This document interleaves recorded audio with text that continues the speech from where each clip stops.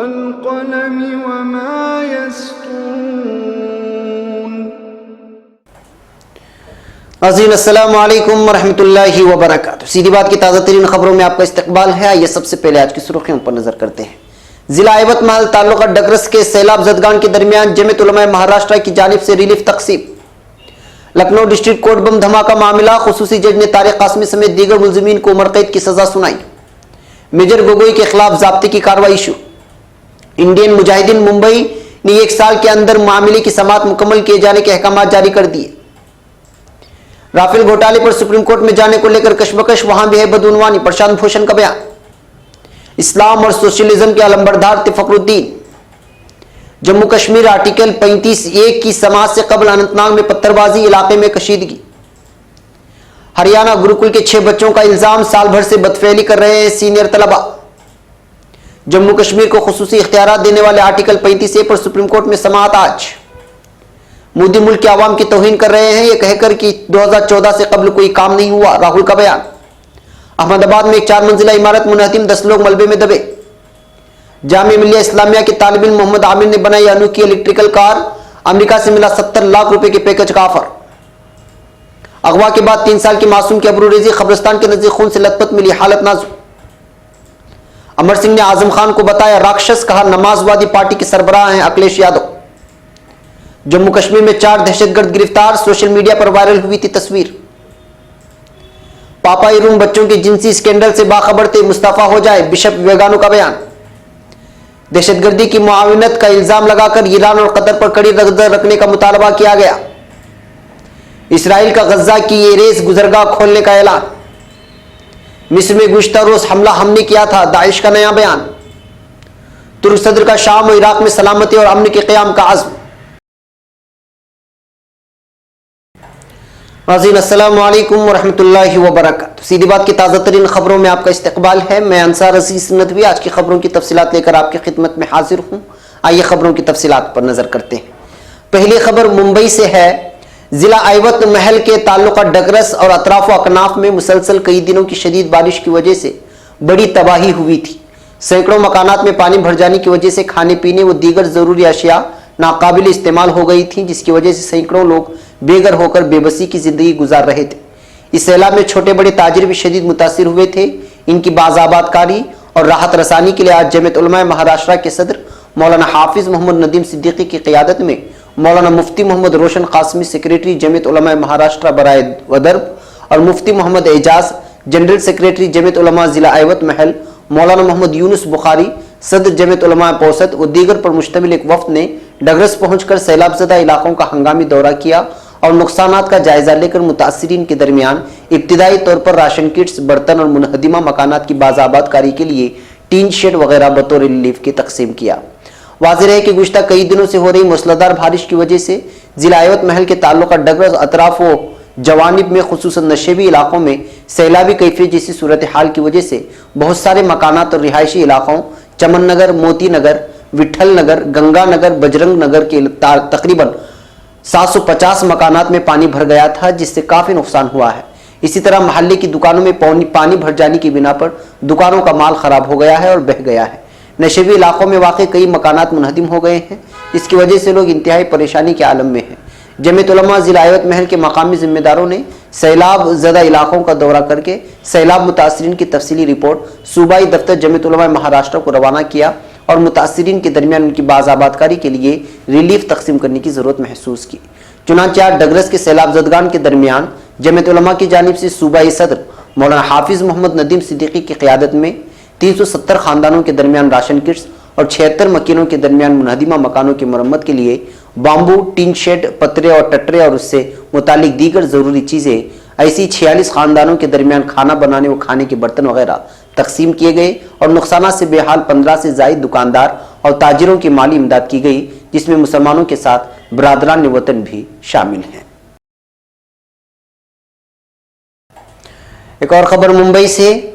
साल 2007 में Lucknow district court में रोनुमा होने वाले बम धमाका मामले में गुज़श्ता दिनों खुसूसी अदालत की जज बबीता रानी ने दिफाई वकला की बहस की मुकम्मल समाअत के बगैर ही फैसला सादिर कर दिया था।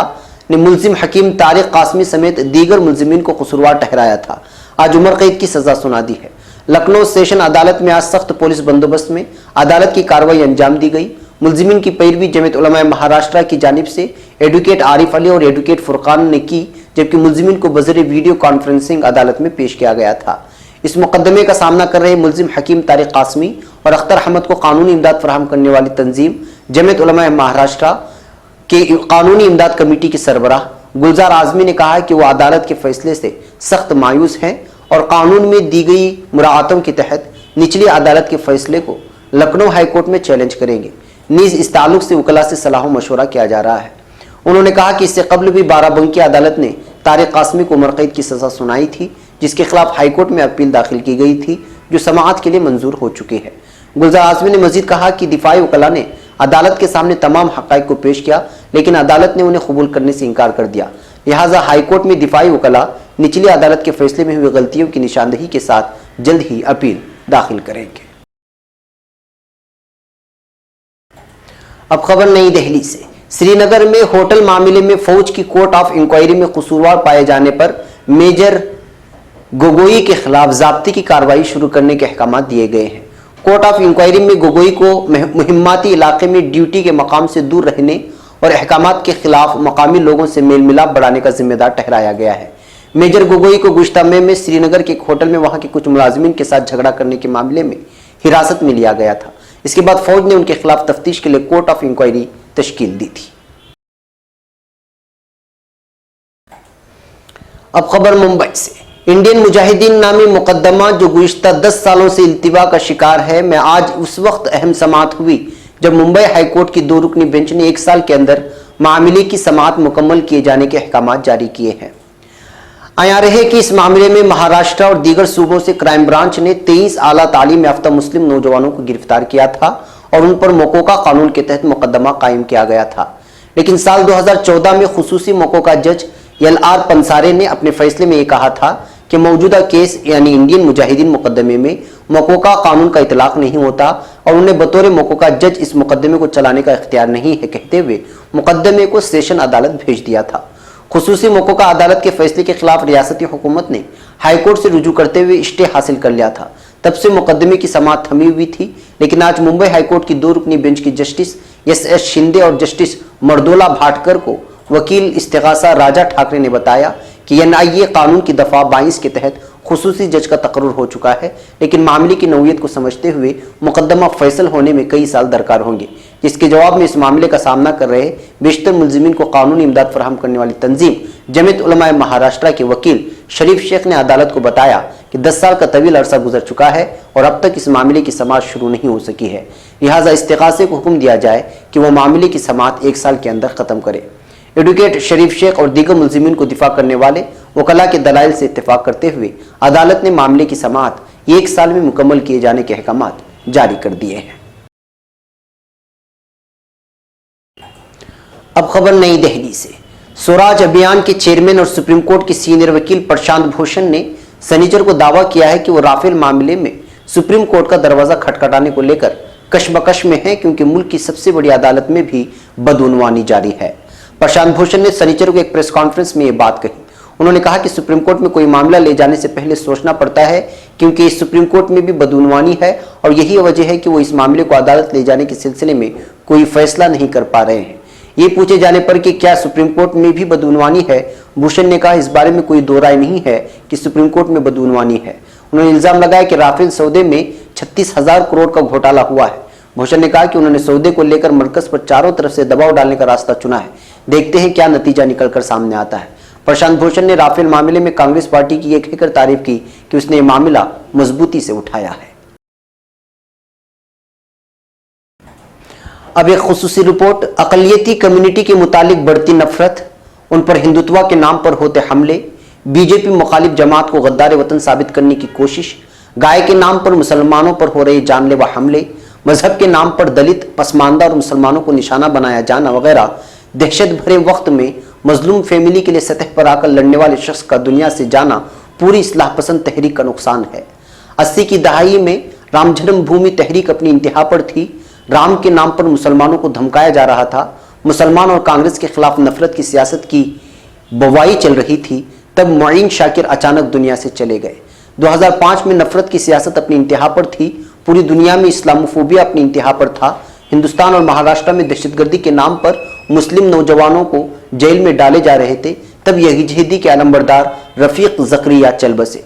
2013 में गुजरात फसादात में मुसलमानों के कत्ल के मुलजिम और हिंदुत्व के कट्टर शबीह वाले नरेंद्र मोदी को बतौर पीएम प्रोजेक्ट किया जा रहा था। मुसलमानों से बदला लेने की कोशिश की जा रही थी, तब असगर अली इंजीनियर दुनिया से रुखसत हुए और अब मोदी और बीजेपी की मजहबी शिद्दत पसंदी और 2014 में मिले इख्तिदार के दम पर मुसलमानों और दलितों को निशाना बनाया जा रहा है, तब फखरुद्दीन बेनूर इस दुनिया फानी से अचानक रुखसत हो गए। महाराष्ट्र की पॉलिटिकल साइंस के धुरंधर चौकड़ी अब हमारे दरमियान नहीं है। उनका एक के बाद दिगरे जाना मुसलमानों का नहीं बल्कि पूरी इस्लाह पसंद तहरीक का नुकसान है। 17 अगस्त 2018 को रात 9 बजे फखरुद्दीन बेनूर ने अपने आबाई शहर सोलापुर में आखिरी सांस ली और पिछले कई महीनों से बीमार चल रहे थे। आखिरी वक्त उनकी दोनों किडनी नाकाम हो गई थी। डॉक्टर के इलाज से किसी भी किस्म का फायदा नहीं होने पर उनको अस्पताल से छुट्टी दे दी गई थी। इनकी बीमारी की खबर सुनते ही उनके कुदरत वाक़ रहशगाह पर मिलने वालों की कतार लगी रही। आखिरी दिनों तक वो लोगों से मिलते रहे, लोगों से दुआ की गुजारिश करते रहे, पर अफसोस दुआ उनके किसी काम नहीं आई। 20 अगस्त को उनकी 3 नई किताबों का रस्मी इजरा था। इसी तकरीब में उनको समाजी खिदमात के 80 साल मुकम्मल करने के मौके पर मानपत्र दिया जाना था, पर हमारी सारी कोशिशें धरी की धरी रह गई। इस तकरीब से पहले वो इस दुनिया से चले गए। 25 नवंबर 1938 में महाराष्ट्र के सतारा में पैदा हुए फखरुद्दीन जमहूरी सियासत के गैर जानिबदार डॉक्टर माने जाते थे। अब खबर हरियाणा से। हरियाणा के रोहतक जिले के सदर थाने के तहत भैयापुर लाढ़ौत वाक़े गुरुकुल में पढ़ने वाले बच्चों के साथ जिनसी इस्तेहसाल का मामला सामने आया है। मुतासिरा बच्चों ने अपने कुंबे के सामने पूरे मामले को बेनकाब करते हुए बताया कि गुज़श्ता 1 साल से सीनियर तलबा उनके साथ बदफेली कर रहे थे। बच्चों का कहना है कि उन्होंने कई बार असातिज़ा और इंतजामिया से शिकायत की, लेकिन किसी ने कोई कार्रवाई नहीं की।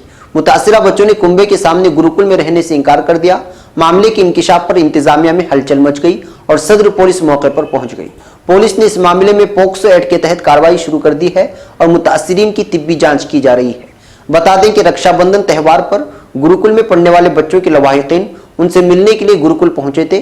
जब लवाहिकीन बच्चों से मिले तो वो रोने लगे और 6 बच्चों ने उनके सामने रोते रोते बताया कि गुज़श्ता 1 साल से उनके साथ गुरुकुल में जिनसी इस्तेहसाल हो रहा है और किसी को बताने पर जान से मारने की धमकी मिल रही है। अब खबर राहुल गांधी के बयान के ताल्लुक से। कांग्रेस सरबराह राहुल गांधी ने कहा है कि वज़ीर-ए-आज़म नरेंद्र मोदी ये कहकर मुल्क के आवाम की तौहीन कर रहे हैं कि 2014 से कबल हिंदुस्तान में कोई काम ही नहीं हुआ है। राहुल ने हफ्ते के रोज बैरून मुल्क कांग्रेस के एक प्रोग्राम में तकरीर करते हुए कहा कि 1947 में जब मुल्क आज़ाद हुआ था तो दुनिया को लगता था कि हिंदुस्तान में जमहूरियत कामयाब नहीं होगी, लेकिन आज वही लोग कहते हैं कि हिंदुस्तान ने दुनिया को मुस्तकबिल की राह दिखाई है। उन्होंने कहा कि यह कामयाबी हिंदुस्तान के लोगों की है, लेकिन जब मोदी कहते हैं कि 70 वर्षों में कुछ नहीं हुआ तो वो मुल्क के आवाम की तौहीन कर रहे हैं। मोदी हुकूमत पर दलितों और समाज के कमजोर तबके पर जुल्म करने का इल्जाम लगाते हुए उन्होंने कहा कि मुल्क में दलित, अकलियत और कमजोरों को सताया जा रहा है और अगर वो इसकी मुखालिफत करते हैं तो उनको मारा पीटा जाता है। राफेल सौदे पर हुकूमत को घेरते हुए उन्होंने कहा कि मोदी हुकूमत ने पुराने सौदे में रद्दबदल करके कई गुना ज्यादा कीमत पर राफेल जंगी जहाज का नया सौदा करके मुल्क के खजाने को बड़ा नुकसान पहुंचाया है।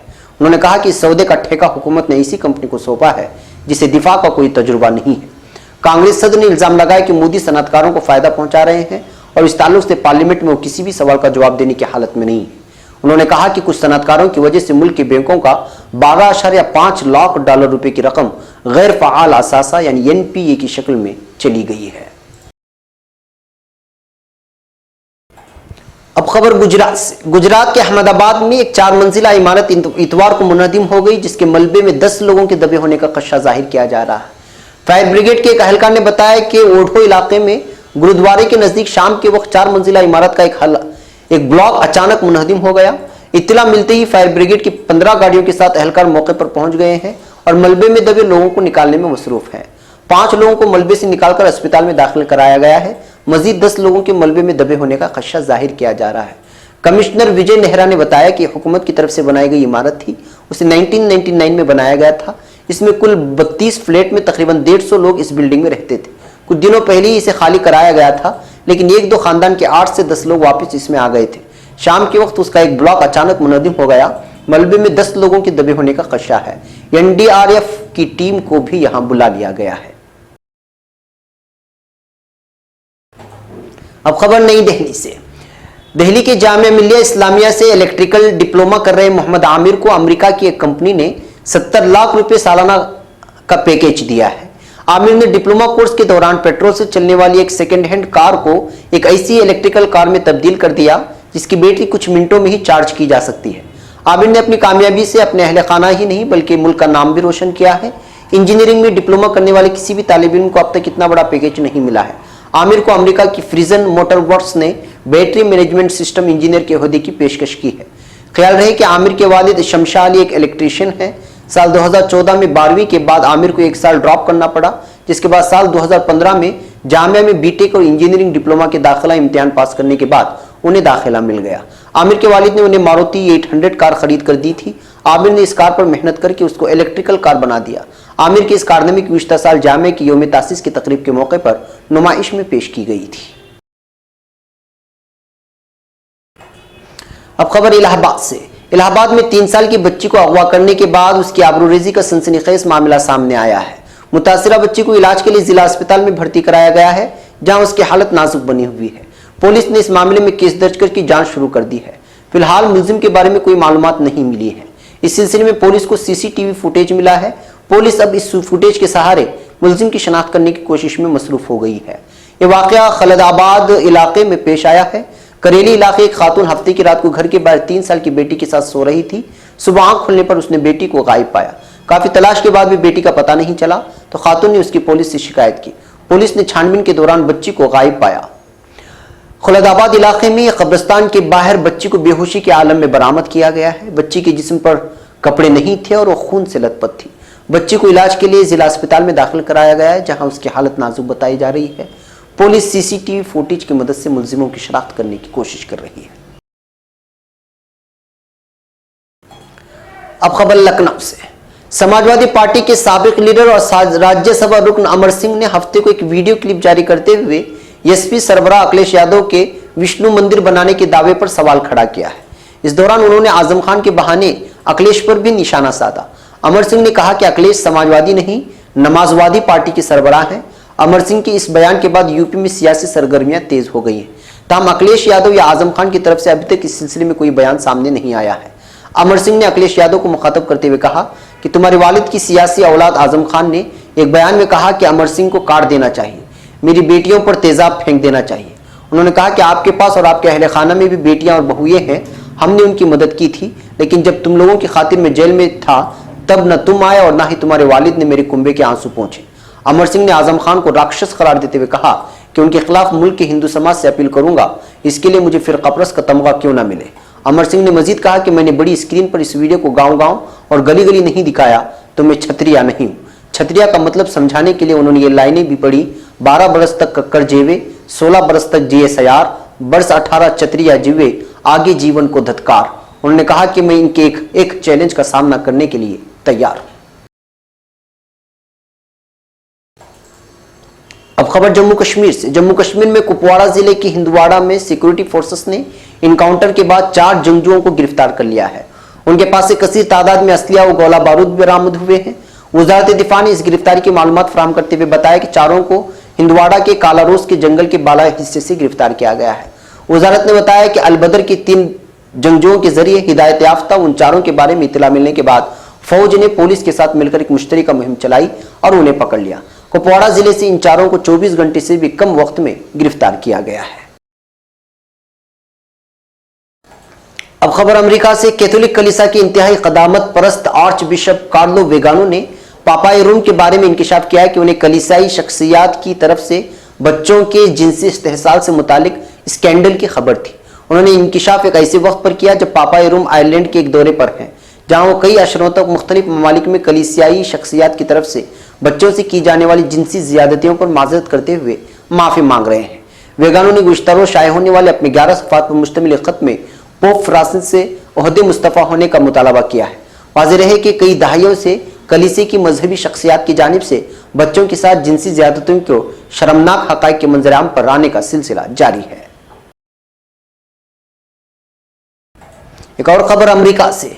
अमेरिकी कांग्रेस के रुकन टेड पोड ने सदर डोनाल्ड ट्रंप की इंतजामिया पर जोर दिया है कि वो ईरान और कतर को दहशतगर्दी की मुआवनत से रोकने के लिए उन दोनों मुल्कों पर कड़ी नजर रखे। वो इन दोनों ममालिक पर दहशतगर्दी का इल्जाम लगा रहे थे। शिमाली कैरोलिना के रुकन कांग्रेस ने इजलास से खिताब में कहा कि कोशिशों के बावजूद ईरान और कतर को दहशतगर्दों की माली मुआवनत से नहीं रोका जा सका है। खबर अजीम फॉक्स न्यूज की वेबसाइट पर शाये होने वाले एक मजमून में भी पोर्ट ने ईरान और कतर की दहशतगर्दी के लिए मुआवनत को कड़ी तनकीद का निशाना बनाया था। इनका कहना था कि ईरानी बैंकों से गैर मुल्की करेंसी कतर के नेशनल बैंक में मुंतकिल किए जाने के खदशात हैं। ईरान का गैर मुल्की हासिल करना और उसे दूसरे मुल्कों के साथ लेन देन के लिए इस्तेमाल करना दहशतगर्दी की हुकूमती फंडिंग का बुनियादी जुज है। उन्होंने कहा कि हाल ही में ईरान ने कतरी हुकूमत की मुआवनत का ऐलान किया था। इसके बाद हमें ईरान और कतर की हुकूमतों की सरगर्मियों से खदशात लाहिक हो गए थे। अब खबर मकबूजा बैतुल मक़दिस से है। इसराइल ने कहा है कि वो गजा की पट्टी और गरबी उर्दून में लोगों के आमदोरफ्त के लिए इस्तेमाल होने वाली गुजरगाह येरेस को खोलने की तैयारी कर रहा है। इसराइली वजीर दिफा आवी गेडोर लाइबरमैन ने कहा है कि शिमाली गजा की सरहद पर बनाई गई येरेस गुजरगाह को एक हफ्ते तक बंद रखने के बाद खोलने का फैसला किया गया।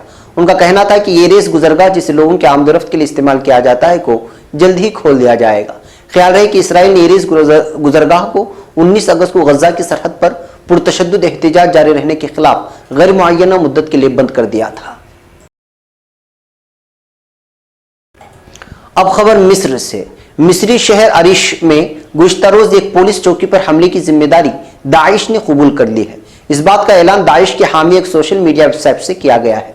गुज़श्ता रोज एक पुलिस चौकी पर खुदकश हमले में भारी असलहे का भरपूर इस्तेमाल किया गया, जिसके जवाबी हमले में 4 दहशतगर्द भी मारे गए थे। अरिश का इलाका मिस्र के शिमाली मशरक में वाक़ है, जहां गाहे बगाए दहशतगर्द हमले होते रहते हैं। अब खबर तुर्की से। तुर्क सदर रजब तैयब एर्दोगान ने इराक और तुर्क फोर्सेस के कंट्रोल से बाहर शाम के इलाकों में अमन और सलामती के क़याम का अज़्म जाहिर किया है और कहा है कि उन इलाकों में मौजूद दहशतगर्द तंजीमों का खिलाफमा किया जाएगा। तुर्क सदर इतवार को तुर्की के जुनूबी मशरक़ी सूबे मोश में 1071 में लड़ी गई मलाज़गर्द की जंग की याद में मुनाकिदा तकरीब में तकरीर कर रहे थे।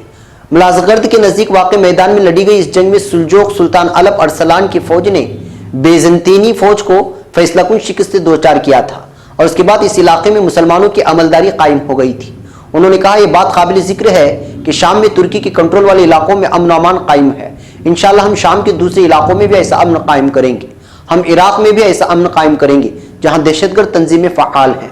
उन्होंने इलाकाई तनाज़ात और तुर्की में जारी करेंसी के बहरान का अनातोलिया को फतह करने की माजी की कोशिशों से नाता जोड़ा है और इससे पहले तुर्क लीरा की कदर में मुसलसल कमी को एक इक़्तिसादी जंग करार दे चुके हैं। उन्होंने खबरदार किया है कि इससे इर्द गिर्द के इलाके भी बहरान की जद में आ जाएंगे। सदर रजब तैयब एर्दोगान ने कहा कि जो लोग हमें दरपेश हालिया उथल पुथल की आरजी वजूह तलाश कर रहे हैं वो गलती पर हैं। हमें आज जिन हमलों का सामना है उनकी जड़ें तारीख में पैवस्त हैं। उन्होंने खबरदार करते हुए कहा कि ये बात फरामोश न करें, अनातोलिया एक दीवार है, अगर ये मुनहदिम हो गई तो फिर मशरिक़ औसत, अफ्रीका, वस्त एशिया, बल्कान या कफकास कुछ भी नहीं बचेगा। उनका कहना था कि हम में से बाज़ गैर मोहतात लोग ये ख्याल करते हैं कि करेंसी समेत हालिया बहरानों का ताल्लुक तैयब एर्दोगान या आख पार्टी से है। उनकी ये सोच गलत है, उसका ताल्लुक तुर्की से है। वाज़ेह है कि तुर्की शाम में बाज़ बागी ग्रुपों की हिमायत करता रहा है। अब वो सदर बशर असद के इत्तेहादी ममालिक रूस और ईरान के साथ मिलकर शामी बहरान की सियासी हल के लिए कोशा है। तुर्की ने शाम के शिमाली मगरबी सूबे इदलिब के सरहदी इलाके में अब तक 2 फौजी कार्रवाइयाँ की हैं और वहाँ मुतअद्दिद चौकियाँ कायम कर रखी हैं। इदलिब में शाम के दूसरे इलाकों से बेदखल किए गए हज़ारों बागी जंगजू और उनके ख़ानदान रह रहे हैं। जिहादी ग्रुपों के जंगजुओं की एक बड़ी तादाद भी इस सूबे में रह रही है। शामी हुकूमत ने इस माह के अवाइल से उन्हें सरनिगू करने और इस सूबे को अपने अमलदारी में लाने के लिए फ़िज़ाई हमलों का आगाज़ कर दिया है। यह हमले शामी हुकूमत की इदलिब में बड़े पैमाने पर कार्रवाई का मुकदमा हो सकते हैं, जबकि तुर्की खबरदार कर चुका है कि अगर शाम ने ऐसा किया तो ये बहुत ही खतरनाक होगा। एक और खबर अमेरिका से। अमेरिका में फ्लोरिडा के जैक्सन वैली में वाक़ एक रेस्टोरेंट में ऑनलाइन वीडियो गेम टूर्नामेंट के दौरान एक मुसल्लह शख्स के हमले में 4 अफराद हलाक जबकि कई दीगर जख्मी हो गए हैं। फ्लोरिडा पुलिस और मकामी मीडिया ने इस वाक़े की इत्तला दी है। जैक्सन वैली के पुलिस अफसर शेरिफ माइक विलियम्स ने बताया कि एक मुश्तबा मर्द वाक़े के मकाम पर मुर्दा पाया गया। उन्होंने बड़े पैमाने पर फायरिंग की वजह बताने से इनकार कर दिया। फ्लोरिडा में गुज़श्ता 2 वर्षों में फायरिंग का यह तीसरा बड़ा वाक़या है। फ्लोरिडा के शिमाली मशरिक में वाक़ पुराने शहर जैक्सन वैली में तफरीही मरकज और मार्केट में इतवार की दोपहर गोलियां चलने की आवाज सुनाई दी, जिसके बाद दर्जनों एम्बुलेंस और पुलिस की गाड़ियां जाए वक़ुआ पर पहुंच गई। एक वेबसाइट के मुताबिक शिकागो पिज्जा रेस्टोरेंट के अंदर GLFHF गेम बार में मिडल 19 ऑनलाइन गेम के दौरान फायरिंग हुई। सोशल मीडिया पर शेयर किए गए इस वाक़े के वीडियो फुटेज के मुताबिक फायरिंग उस वक्त हुई जब फुटबॉल वीडियो गेम ऑनलाइन जारी था। अब खबर फिलिस्तीन से। इसराइली फौजियों ने मकबूजा दरियाई उर्दून के मगरबी किनारे पर 8 फिलिस्तीनियों को जेर हिरासत में ले लिया है। इसराइली फौज की जानिब से जारी करदा तहरीर एलामिया में दावा किया गया है कि मज़कूरा फिलिस्तीनी शहरी दहशतगर्दी के वाक़यात में मुलव्वस हैं। एलामिया में बताया गया कि जेर हिरासत लिए जाने वालों को तफ्तीश के लिए मुतल्लिका इदारों के हवाले किया गया है। ख्याल रहे कि इसराइली फौज मकबूजा दरियाई उर्दून के मगरबी किनारे और मशरिक़ी अलक़ुद्स में अक्सर व बेशतर घरों पर छापे मारते हुए मुख्तलिफ दावों के साथ फिलिस्तीनी शहरियों को हिरासत में लेती रहती है। नाज़रीन, ये थी आज की ताज़ा तरीन खबरें। अगली ताज़ा तरीन खबरों के साथ फिर आपसे मुलाकात होगी। हमारी पूरी टीम को यहाँ पर इजाज़त दें। इजाज़त से पहले वही कि आप हमारे चैनल को सब्सक्राइब करना और हमारे वीडियोस को शेयर करना हरगिज़ ना भूलें। हमें यहाँ पर इजाज़त दें। अस्सलामु अलैकुम वरहमतुल्लाहि वबरकातुहू।